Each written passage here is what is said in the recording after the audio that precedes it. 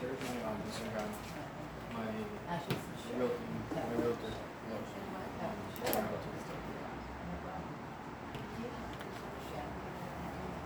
Welcome back. How'd that go? All right. Share with me what you got. Okay, we'll go first. Go for it. We looked at Makwa, just Makwa itself first, Perfect. and then we compared it to the 96768 zip code, which includes Pukalani, Olinda, and Verde mileage. Interesting. Yeah. But I wanted to ask you about that, because it breaks it down, and the regions differently than it does in the MLS. Yeah. And yet it doesn't have Pukalani or Litamali or Olinda as options, only Makwa.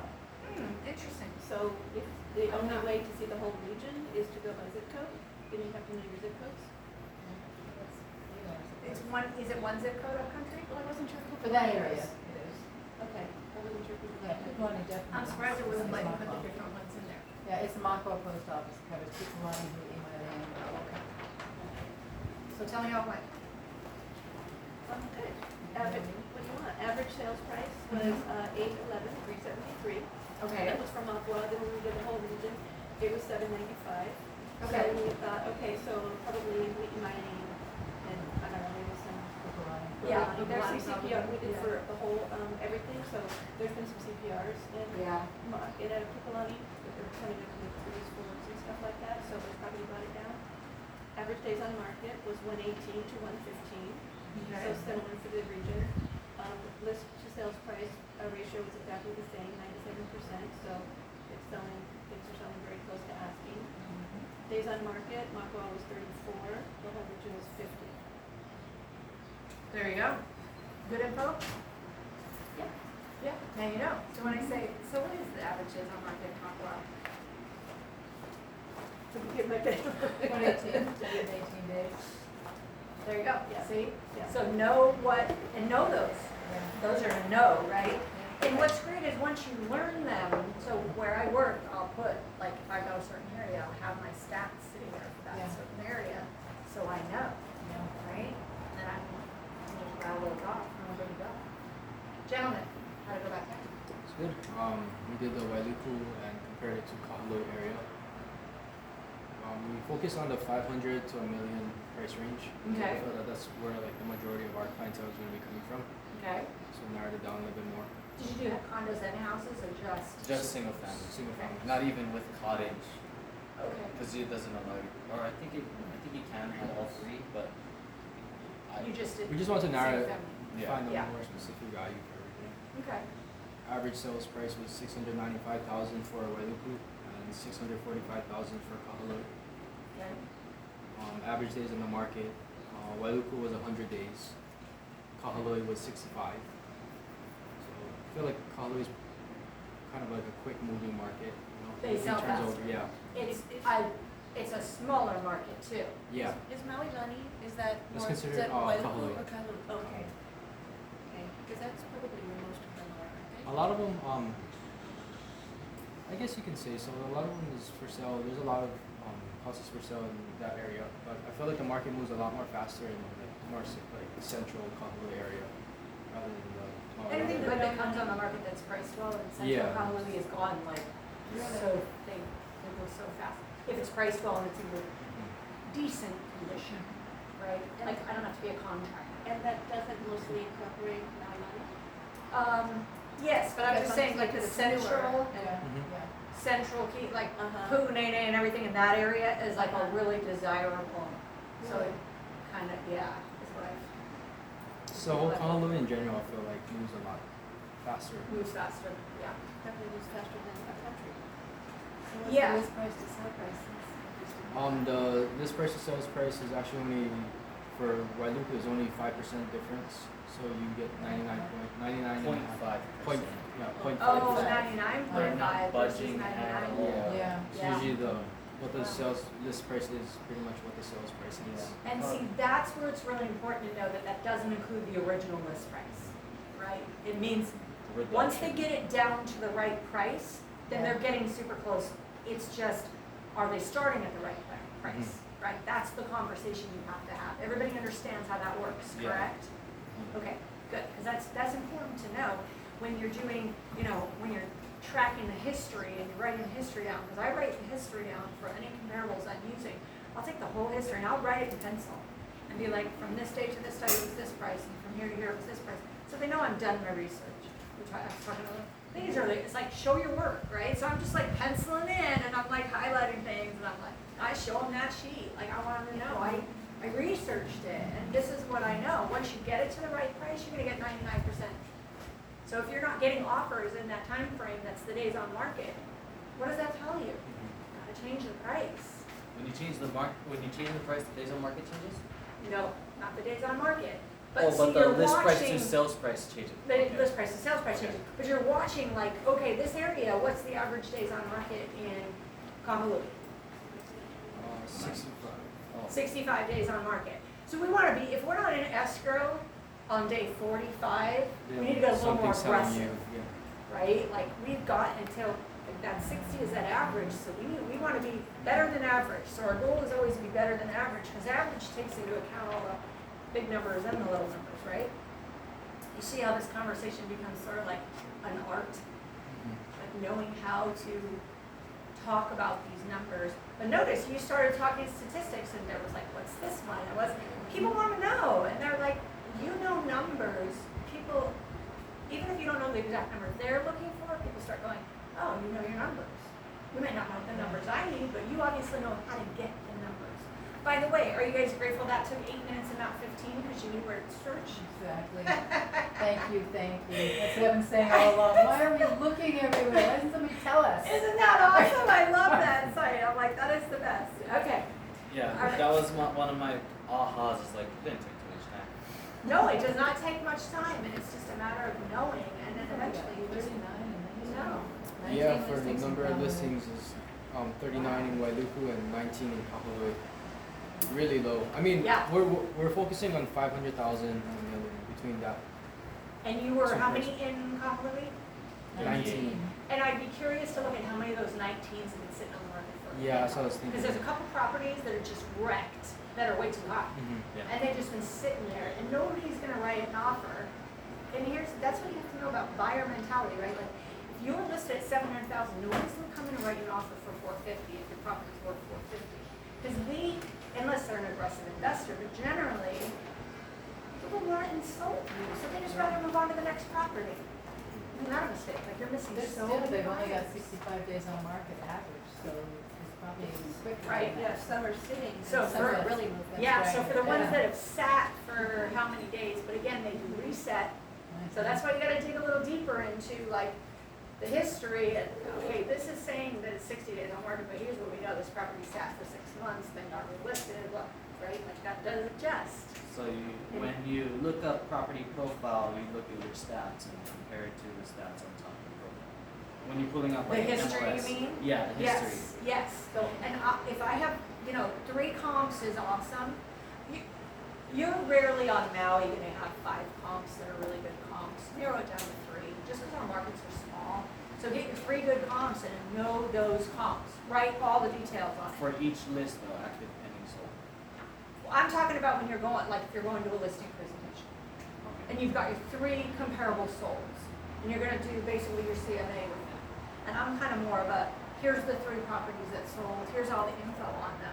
Like, that is your CMA. You're somewhere in the middle here, right? Like we have to be right in here. And if these have been sitting forever and now they're finally close to price, we need to come in more aggressive than them and look better. That's always my goal. Okay. And then you do bring some actives too. and pending. Yeah, I always bring the actives because I'll bring the three actives and say, which one would you buy? 3 actives. Yeah. I go, which one would you Just 3 buy? of each. And that's when we want to get your seller in the mindset of a buyer. Because remember, the seller can't think like a seller, they have to think like a buyer to sell their house. And that's your job, is to help them think like a buyer to sell their house. Right? Because that's who's going to buy it. It's not another seller. Is all of that history, start and stops, all of that's under the age? Yes. All of it. All of Okay. it. All the start and stops are in there. Yep. Yeah, it's awesome. All right. We're going to run through the next couple pages. Braden, will you read page 19 for me? Sure. Armed with market knowledge, your next step is to qualify buyers and schedule an appointment for the buyer consultation. Whether you are speaking to someone in your sphere or a referral who has expressed an interest in buying, responding to buyer sign calls or inquiries from an open house, or making contact with a buyer looking for properties on their website, you have two goals. Qualify them, are they actually buyers? Get the appointment for the buyer consultation. Why qualify first? So you don't waste your time. That's number one, yeah, for sure. What else? It gives them, an idea of what they can work with as far as the price range goes. You don't want to, get them into such a thinking mode to where they can, get any house they want. In reality, they can't, Yes. So it's their mind going, it's pretty much narrows their, narrows down their idea of what they want. Ballpark Yes. view, I should say. So when you put in qualify, it seems like you guys are talking maybe two different things. Are you talking about you're qualifying them as people who really want to buy now, or are you talking about qualifying them financially? Both. For lenders? Okay, recommend both. And the reason is because, obviously, your job is to qualify them as a buyer, right? What do they want, what they're looking for, that's the needs analysis. That's your job. The lender's job is to qualify them financially. And the reason you want to work with qualified buyers. Now, here's the thing, I have no problems with you grabbing your friend and saying, I'm going to look at some homes, you want to go with me? Like, sure, like that person is not going, I want to buy a house, and I'm looking at these specifically for my needs. So I will tell you, there's nothing worse than taking someone who has not been qualified yet into a property they fall in love with at $750,000 and they find out they can afford $650,000.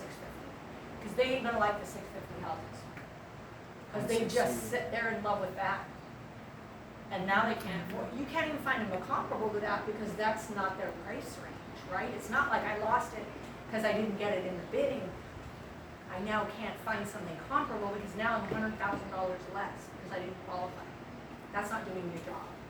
Your job is to help them be qualified, at least an idea. Yeah. So do you recommend before even taking them out on listings to get them pre-qualified? Yeah, at least a pre-qual. Yeah. A pre-qual is super easy to do. It's like, they look at some basic things and they're like, okay, they're probably gonna qualify for this. It's not even a pre-approval, which is Just a letter, right? Yeah. With a number. yeah, it's just a letter with a number. It means someone looked at their finances. A pre-approval is what you really want, which you go into escrow, because then they know they're approved for someone who looked more details. So we wanna know if they have a pre-qual. And those are just two different things. I think we talked about those later. All right, keep going. Did we say to know the price range? Huh? Did we say to know the price range? Yeah, Okay. why qualify? Yeah, that would be good. We said to avoid wasting time and to make sure they're serious and to make sure they qualify for the price. And to know their time frame if they're visitors. Yeah, for sure. And I've had that scenario, and that's a little bit different. So I've shown vacation rental condos to couples that haven't yet pre-qualified with the lender because they're not buying right then and there. But I want them to see the complex, and it's condos. It's like, it's not like a house, and it's usually your second home. It's not where you're gonna live your life and I'll preface it with, fall in love, we don't know what but let's just see what's out there. It's like taking them to other houses. I think it's okay in condos, it's just a different, second homes and condos is a different level of love versus this is where I wanna live and be all the time. Also, they fall apart. And then you can continue with them remotely once they go back. Now they know the complex in the area. Exactly, you walk around the complex, and it's more about the complex, like, right? What do you want to see? And then, Yeah, exactly. All right, when buyers call on a property they saw online or drive by. Were you reading right now? Who was reading? Yeah. Okay. This sounds like an instant client, right? No. Buyers who are calling on properties often have two goals. Eliminate the property. With a quick call, they want to determine if the house has potential. If it doesn't, they don't have to see it. Eliminate you. Until they are ready to make a move, they want to avoid salesmen. So how do you accomplish your goals first? By using scripts that give the buyers the information they are looking for on the property, but at the same time enable you to find out enough about them and demonstrate your value before they eliminate you. So true. All right, NAR fact. According to the 2014 NAR profile of home buyers and sellers, 2/3 of all buyers reviewed only one agent. If you can get the appointment of a buyer consultation, you will more than likely get that buyer. All right, qualifying. So use the buyer lead sheet on the next few pages available in your Ignite toolkit to guide you through the buyer qualification. The buyer lead sheet will help you uncover if the buyer is able, ready, and willing to purchase a home. Establish control of the conversation when a buyer calls by asking questions about price, motivation, location, wants and needs, timeline, finances, and availability. So you guys see the buyer lead sheet on this, and you can use this. So this is the date, where they came from, their info, and mind you, on the first call, they're not gonna give you all this information. You're gonna be lucky to get their name, right? Like, especially if they're like a sign call or something. You gotta have a good script for that. All right, so this is a good lead sheet, and this is downloadable in the Ignite toolkit, I believe. Awesome. Not my KW? Yeah, that should be in the My KW is the Ignite toolkit. Oh. I think it's under, Oh, documents. no, I think it's under Ignite, under the sessions, but I'll check it Oh, out. gotcha. Yeah, and you should be in the front of your book, you guys should have an actual toolkit in the front, yes? That should have all these things in it, yeah, Oh, yes. so that should be in there.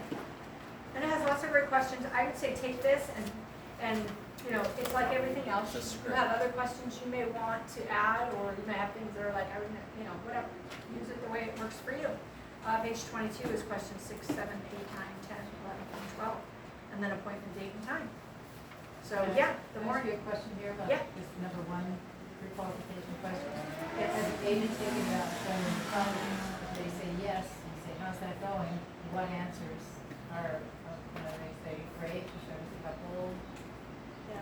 then what do you say? Okay, so the question was what now? If somebody else has been showing them properties. If somebody has been showing them properties, okay, so my question would be, are you happy with that person? Because I'm wondering why they're talking to me, right? So if they're talking to me, why are they not talking to that person? If they're happy with that person, that's a hands-off scenario, okay? If they're not happy with that person, you have to find out if they have a buyer broker agreement.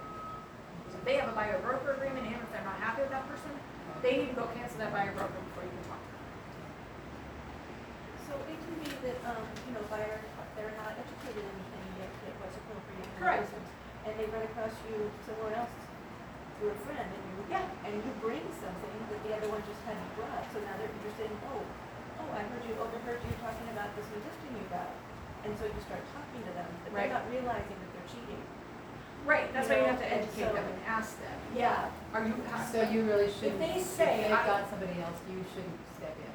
Even if you've got a house and I've got a house I'd like to show you. first of all, even if you have a buyer broker agreement, you won't be entitled to the commission. But even if they don't have a buyer. If they don't have a buyer broker, and you have to decide how you wanna run your business, but it is, I will tell you, it's improper etiquette to try and take someone's client if they have a good relationship with another agent. And it's a small item. And it really is stepping on toes, that etiquette runs deep here, that's why I'm kind of pushing that. I think even asking, are you happy with them?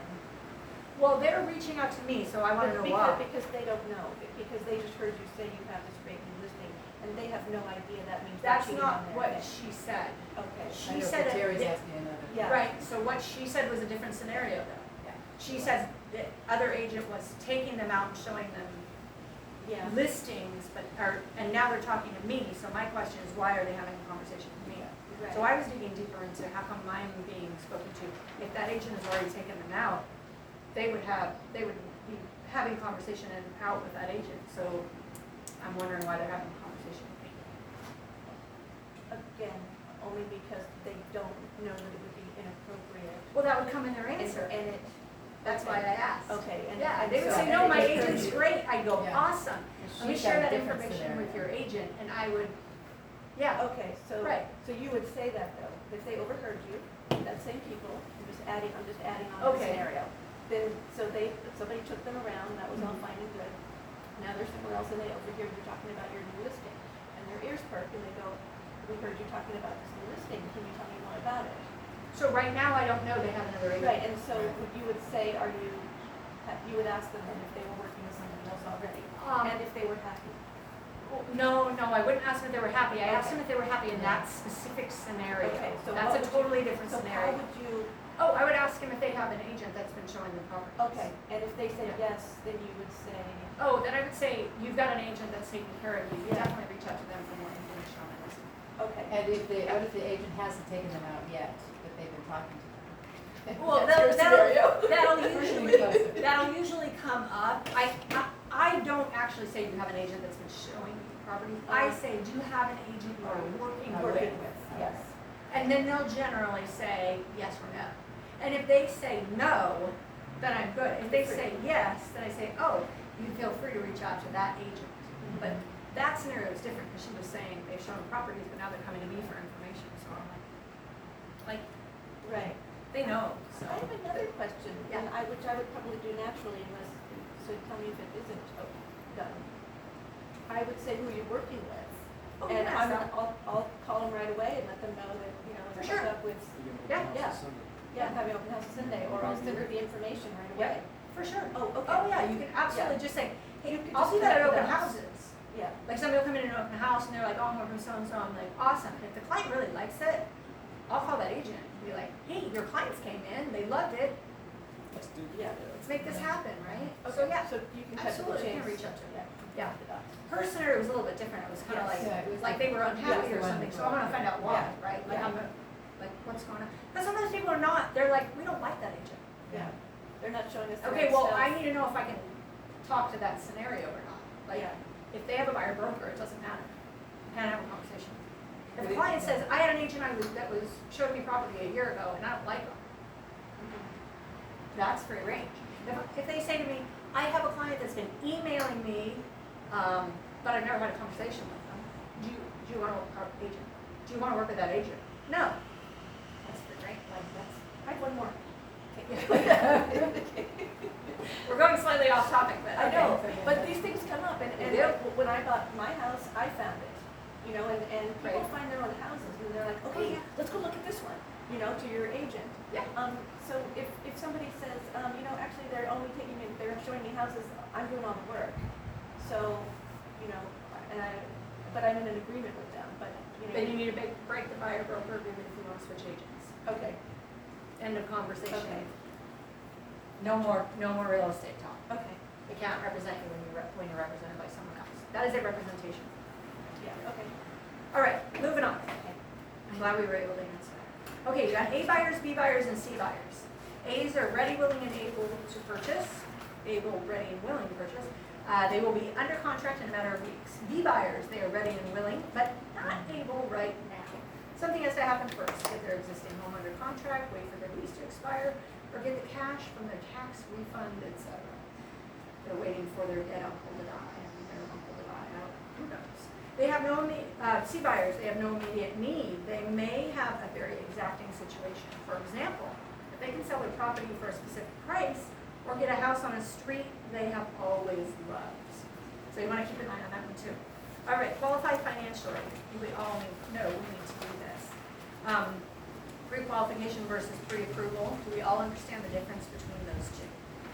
Okay, so a pre-approval is much more valuable for your buyers to have, and it will weigh much more when you're making offers. It's better to have that pre-approval. It also doesn't waste your buyer's time in the fact that they've got a lender actually look at their information, so they're not paying for inspections and things on a property they can't buy, right? They've already got, given that they meet the other loan qualifications. Make sense? And do you usually just tell them, why don't you go ahead and just get pre-approved? Do you Oh, yeah, I've provide got the some- lender, if somebody's, it depends on their scenario and their time frame, but if they're pre-qual, as long as they're, because you gotta give a lot more info for pre-approval. Like, they're getting taxes ready and this ready, that ready, that ready. If I can hold them, then that's fine. If it's, let's go look and we wanna do it as we're moving forward, yeah. Yeah, so You take the you get them scenario. on that, you get them on that path. Oh, yeah, 100%, should always be on And you that get the approval path. pre-approval letter with the offer? It's a good Yes. thing to do. Yes, absolutely. All right, so this is explaining the benefits of a pre-approval. In this term, as a buyer, it's important that you are pre-approved for a loan before you begin your home search. Pre-approval is really just the lender's determination of how much money you will be eligible to borrow. You'll know exactly what price range you can afford. When you find the home you love, you'll be able to take action quickly. Sellers will be more likely to accept an offer from a pre-approved buyer And finally, you can see if there are any errors on your credit report, you can resolve them right away. Would you like to have one of my lenders call you down with your pre-approval when is the best time? Or send them to your app. All right, 7 critical points in the mortgage process for realtors. There's a clear separation of duties in the home buying and home financing process. The real estate agent controls the former, while the mortgage loan officer handles the latter. However, Robert Griffith, CEO of Primero Home Loans, said that his team has found that a great working relationship between the agent and loan officer can make transactions go much smoother and avoid unnecessary delays or failures in your closings. Griffith and his team share that there are 7 critical points in the mortgage process for real estate agents to engage. Important, be sure to follow all applicable laws when referring clients to our resources. So here's the 7 critical points in the mortgage process for realtors. We're just going to round robin. Deborah, we're going to start with you. Who'd you number 1 from? The initial handoff. A great handoff starts with you explaining to your client the advantages of speaking with a talented loan officer up front. Make sure to explain to them that pre-qualification and pre-approval helps them understand how much home they can afford. It will also help them plan from how much down payment they'll need, so they can begin making arrangements as early as possible to have those funds ready. The process will help them in competitive offer situations as well, where sellers will be more likely to choose a pre-qualified offer over a similar offer from someone who isn't.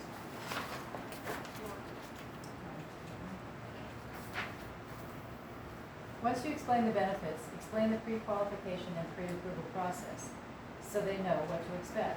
From there, a best practice is to call the loan officer with the buyer's name, phone number, and other contact information.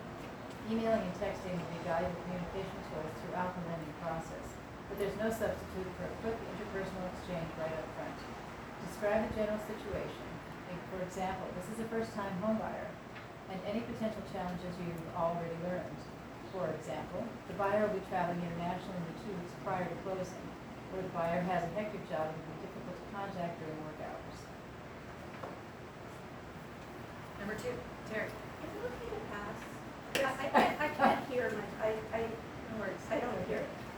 Raven. Number 2. Pre-qualification and pre-approval. If your buyer hasn't started home shopping or made a firm offer on a home, engage your loan officer to issue a pre-qualification or pre-approval. The latter involves an underwriter review or use of an automated underwriting system and can move your closer to bulletproofing your transaction.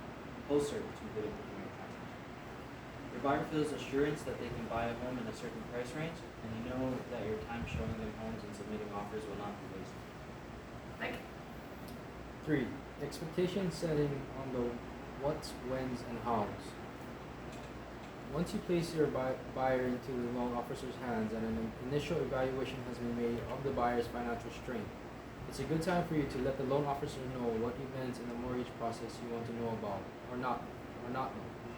When you want to be updated immediately, daily, weekly, and how you wish to be contacted, phone, email, or text. You would be surprised how widely these preferences vary from agent to agent, and by being clear with your loan officer up front, you remove guesswork and increase the odds for a smooth transaction. During the conversation, be sure to confirm with the loan officer what protocols they have established for communications with your client and any other agents involved in the transaction. Reinforcing loan requirements to the buyer. There's no denying that tight loan investor requirements and the new TILA-RESPA integrated disclosure rules have made the mortgage process more complicated, which makes borrower cooperation more important than ever. Your home buyer will hear this loud and clear from the lender, but it's a good idea for you to reinforce this message by giving your buyer a pep talk, encouraging him to be responsive to all information requests. Set expectations with the buyer that the lender will ask for numerous documents at the beginning of the process, with follow-up requests also likely as the process progresses. Make sure your buyers understand the importance of having that information ready and submitting it in a timely manner. Very good. I say, other than blood, you're giving everything. So just have everything. Just be happy when they don't take your blood and DNA in the end. So you're really engaging with the lender? Oh, yes. As the agent? Yeah. It's not just between the lender and the No, the lender's gonna have a lot of conversation, but you wanna have that lines of communication open, and it's a matter of like, if you're having a problem getting documents, you contact me, let me know where we're at, like, there's a lot of communication in And here. what is it you would wanna not know? Oh, you, just to save time. It says things that you need to know or not know. Things that you need to know or not know, or does it It say says not? to let the loan officer know what events in the mortgage process you want to Oh. know about or not know. What, I guess what you wanna be aware of, I mean, I kinda wanna know everything, because I Yeah, I just Yeah. went to something dark. You're like, I wish I didn't know that. Exactly, I'm like, wait, is No. there a red flag there? No, Yeah, no, I okay. think that's more Okay. of just like, Keeping it simple, you but. know, if you're Getting gonna create divorced. that relationship with your lender about, I don't really need to know that. So, Yeah. can I ask you a quick question? Yeah. Be sure to follow all applicable laws. Correct. So, do we have to give them 3 options for a lender, or do we just say, this is the lender that I like to use, do you want to use it or not? Good question, and legally, yes, and sometimes you're dealing with an area that there's very few lenders that will loan on, you don't really have a big choice, Yeah. so it's up to you. Okay, so legally, you're supposed to give multiple. Multiple options, you're supposed to do that with all your different areas, inspectors and everything, but it's very difficult to do here, because we do not have that many. Yeah. Yeah, because I only Right? contact when I try to get somebody pre-qualified, I only contacted one lender. Lender, yeah. Yeah. And if you just simply say, look, this is somebody I like working with, but you're welcome to work with who you Yeah. want. I usually just tell them to go to their banks. The banks are giving great promos right now. Banks can be good. Remember, you got your common mortgage too, which saves them thousands if they do the 0+. You pay no lender fees. So that's a really big advantage for them. So as long as you always, and I'll tell you that about like home inspection, I do schedule it with HIG, who I like to use. If you have a preferred inspector, you are welcome to use anybody you like, and they're like, no, just whoever you say. They fall on it easy, right? So as long as you know you're working with professional people, I don't think that comes as much of We'll an end issue. up going to Yeah. jail. But good question, I know. All right, Unexpected events. Yes. Life continues to happen during the mortgage process, which occasionally can change the circumstances of the deal. Be sure your buyers know that the importance of communicating any changes as soon as possible. Contact your loan officer immediately upon learning that the buyer has changed jobs, got divorced, or married, or something that has happened to the property that will lead to renegotiated contract terms. A good lender can scramble and find viable loan alternatives, but time is of the essence. Post-approval lockdown. Once your buyer has received final loan approval, congratulate them, but also tell them that between now and loan closing is a terrible time to buy a new car or furniture, incur any new debt, or quit a job. They will get the same message from the lender, but you would be amazed how often it is forgotten or ignored, and the lender will run a quick check on the buyer right before closing. we'll run a quick check on the buyer right Whoa. before closing. It's a hard check. So why do we want to tell our buyers, if you're planning on spending over $100, you call me or text me first?